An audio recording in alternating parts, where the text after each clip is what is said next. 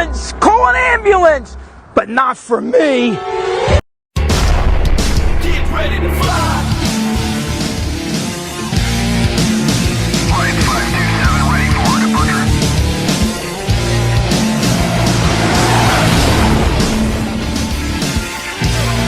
Get ready to fly!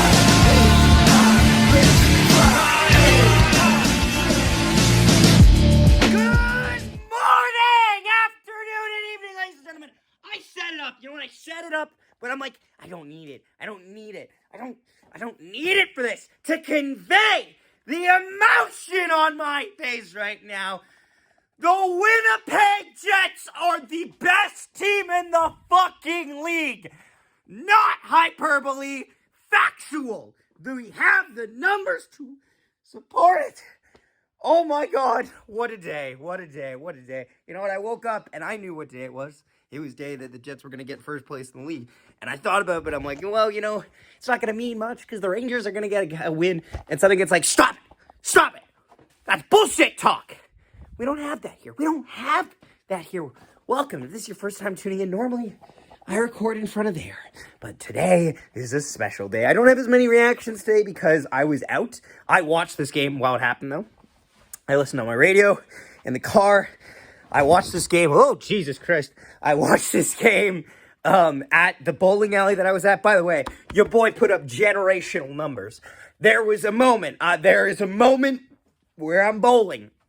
Second game, I had a shit first game. We don't talk about that. I salvaged it to a 106. But anyway, I'm going to get a Caesar. And I went, uh-oh. Got up, go bowl. It's Zach's turn. I'm like, I'll be right back to pay you, sir. I run up, bowl a fucking strike, look up, Ehlers scores, and then go, thanks, guys, and walk back over and paid for the damn drink. True story. Now, let's talk about this. The first period of this game is a little, it's a bit, You know, it's John Gibson versus Laurent Brossoit, and people are like, oh, so it's their good goalie against our backup goalie. Well, I would argue that Dostal is having an underrated season, even though the Toronto Sun is a piece of shit and is trying to tear him down. You know, he's been doing amazing just as well. John Gibson might be on his way out of Anaheim as well. He played good. Both goalies played well, I think. I don't think goaltending was an issue on either side. The first goal is Mason McTavish on a backhander. It's really well disguised.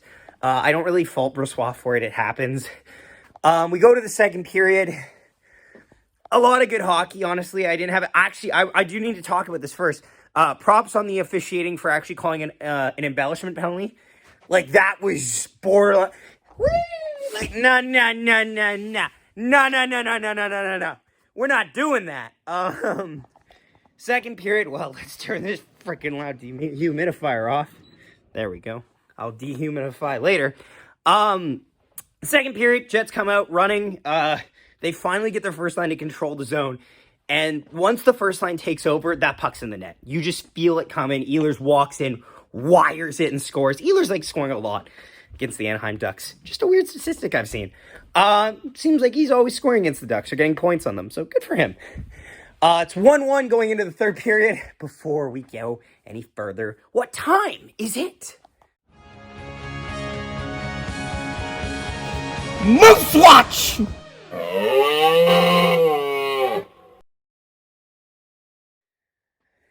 Moose Watch! So, on Moose Watch today, I got a special episode of Moose Watch. So, first off, no, the Moose still haven't played yet. They don't play the Belleville Senators until the weekend. That doesn't mean we can't not talk about them. Let's move over immediately to the World Juniors as Team USA wins the World Junior Gold over Team Sweden 6-2. Not an upset, but hurts that the Swedes couldn't get the job done on home ice. Elias Salmonson and Fabian Wagner get silver, and Rutger Mcgroarty gets gold. Rutger Mcgroarty had a goal, an assist, and an unofficial fight in that game. The Americans were, I'm not going to lie, I was still really bitter about that game against Sweden, and especially about how Sweden kind of has been making it they've been making it far, oh God, recycle, kids. They've been making it very far based on kind of meh calls. And so the U.S. just ran through them, and it was kind of really satisfying.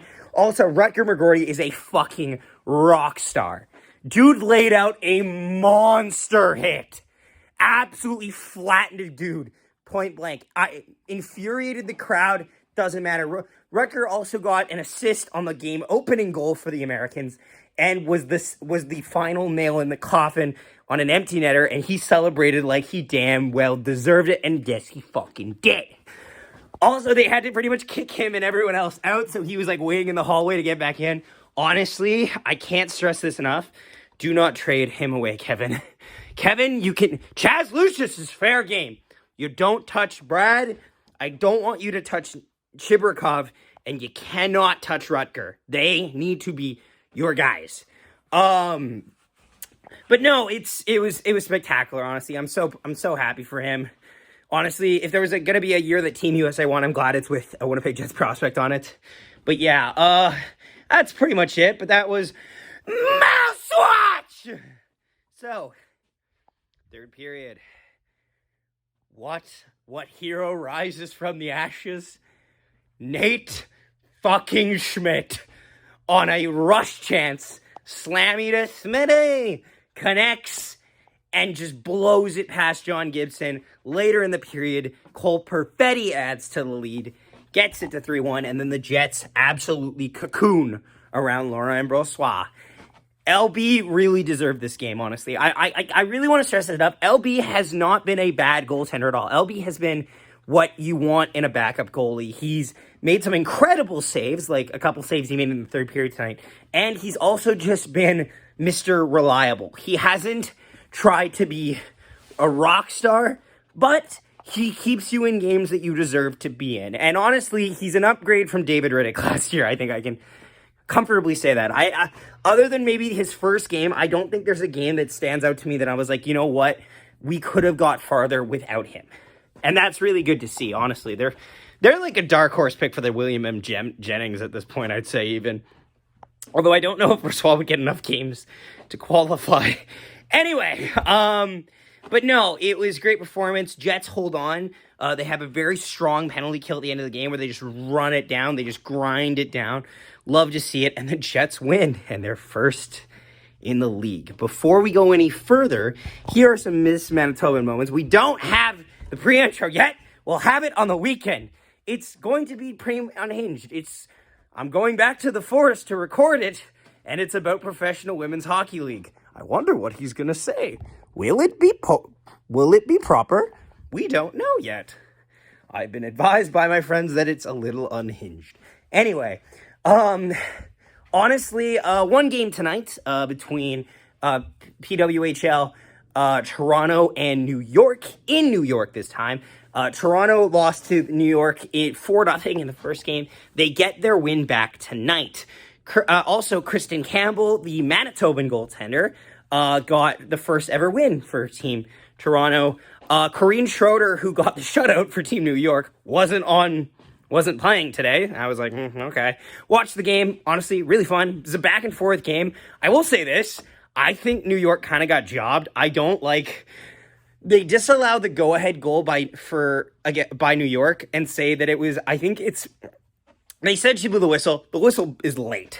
But I think it was intent to blow whistle. But still, I'm like, I don't know.